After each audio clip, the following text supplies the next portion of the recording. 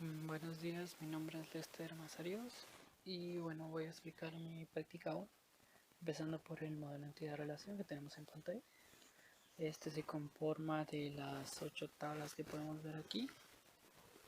Las relaciones, que es lo más notorio, salen de campos que se repiten entre un archivo y otro, en los archivos CSV y TSV que nos proporcionan.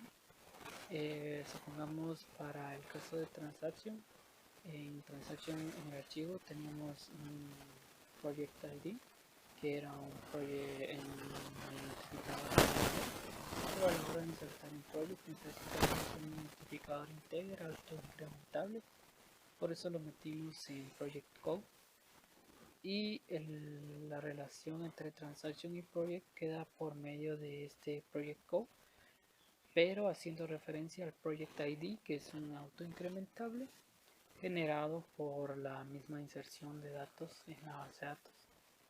Y así había que distinguir los campos que se repetían en un archivo y otro para ver qué relaciones se podían tener entre las tablas del modelo de entidad-relación. Entonces el primer archivo es de eliminación de las tablas de la base de datos. Entonces, como podemos ver, se eliminan en un orden para eliminar la mayor cantidad de llaves posibles. Luego eliminamos la base de datos, la volvemos a crear desde cero. Y bueno, como podemos ver, las primeras tres tablas solo tienen el dato autoincrementable y los valores varchar. Como podemos ver, es de tipo integer. Y bueno, los tipos aquí, como podemos notar, todos son varchar, pero después ya tenemos tipo double, tipo date, y esto se notaba inspeccionando un poco más el archivo, ¿no? Cuando eran fechas, cuando eran valores con punto flotante. Entonces así definimos los tipos de cada uno de los datos de esta. Ahora los varchar solo era identificando la longitud de las cadenas que iban a guardar. Entonces en estos casos se diferencia, digamos, el nombre del país con la abreviatura, que es ISO 3, por eso solo tiene 5, y en todos los demás pues hacemos lo mismo, ¿no? Luego tenemos la creación de tablas temporales. Esto prácticamente es crear una tabla por archivo, no tiene mayor lógica, todos son varchar de un tamaño prudente. Luego los archivos de control, bueno, en este caso los tengo llamados en este archivo, en este script. Lo vamos a ejecutar de una vez. Y bueno, vamos a explicar los archivos de control. Los archivos de control son los mismos para todos, solo cambia el archivo, la tabla temporal y los delimitadores. Como podemos ver, el primer dato es el archivo, que está en la carpeta home y en la carpeta archivos CSV, y el nombre del archivo, ¿no? La insertamos en la tabla temporal. En este caso está delimitado por tabuladores, como podemos observar, este CSV y está delimitado por tabuladores. Sin embargo, hay otro caso que es CSV y está delimitado por tabuladores, solo era cuestión de observar nada más. Y definimos que vamos a separar las líneas por salto de línea, y por último ignoramos una línea para evitar jalar los encabezados. Bueno, ahora la carga al modelo entidad-relación, solo en la mayoría de casos, bueno, en los primeros casos solo es un select distinct a los datos de la tabla temporal. Sin embargo, cuando ya tenemos datos, supongamos en la tabla project, ya teníamos aquí llaves foráneas.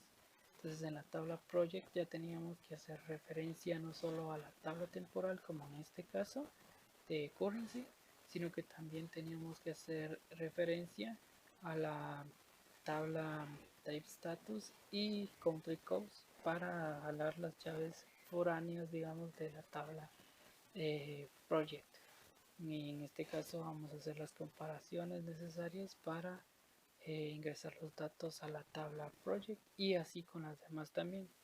Como podemos observar, no hacemos distinción de tipos, exceptuando con los tipos date, que necesitamos utilizar la función str_to_date, a la cual le mandamos el dato varchar, que en este caso digamos es start actual ISO date, y luego le mandamos el formato que va a tener la fecha, el día, el mes y el año. En este caso son 2 dígitos de día y mes, y son 4 dígitos de año, por eso la letra mayúscula. Si fuera minúscula serían solo 2 dígitos para año.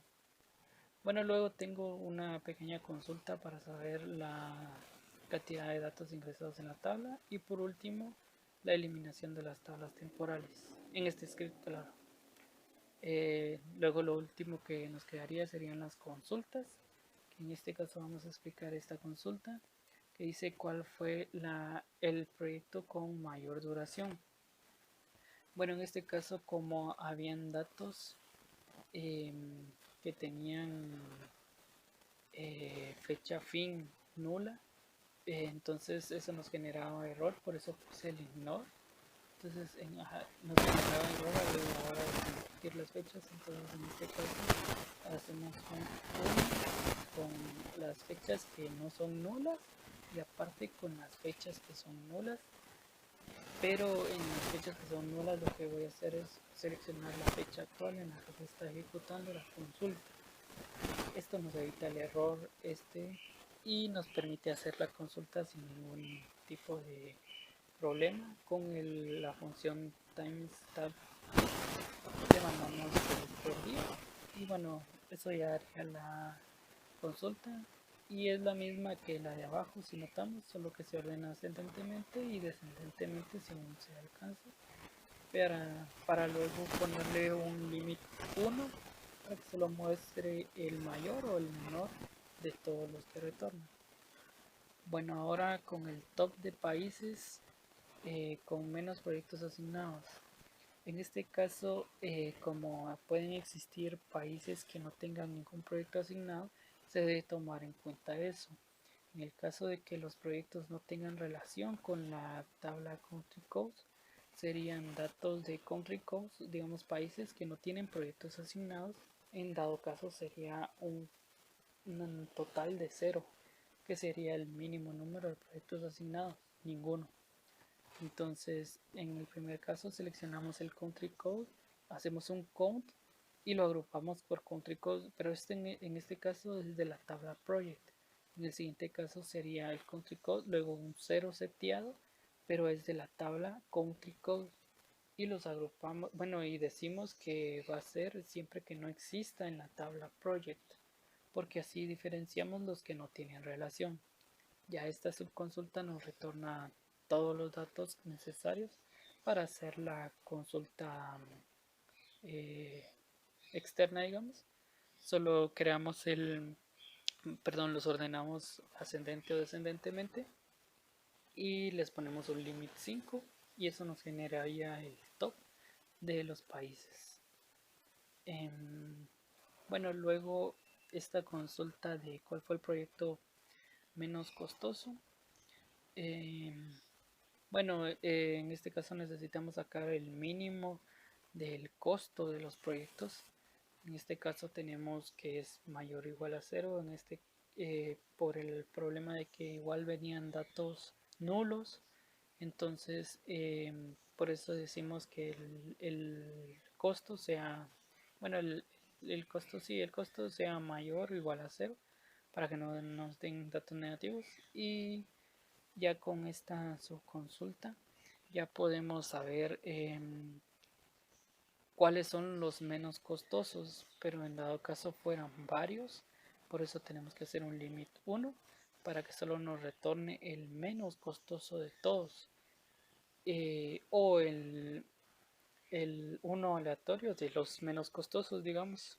Entonces ahora vamos a ver los resultados de esto. Ya se ejecutaron todos los scripts. Como podemos ver, solo nos tira que es inseguro porque le seteo el password, y ahí están los datos finales, la cantidad de datos finales de las tablas según el enunciado. Y bueno, aquí están las consultas, los proyectos iniciados en 2011, el proyecto que más duración tuvo, que menos duración tuvo, el top de países con más proyectos asignados, el top de países con menos proyectos asignados, que como podemos ver todos tienen 0, entonces podrían haber varios, pero siempre va a retornar 5 aleatoriamente, obviamente, porque la base de datos está desordenada. Como podemos ver aquí no tienen ningún orden y siempre van a tener 0, obviamente. Va. Luego aquí tenemos el proyecto con mayor costo, como podemos ver aquí está el número. Luego tenemos el proyecto con menor costo, que es en este caso 0. Y como podemos ver en el top 5 de mayor costo también está ahí arriba el total de costo de todos los proyectos, y por último las transacciones más costosas. Y eso sería todo.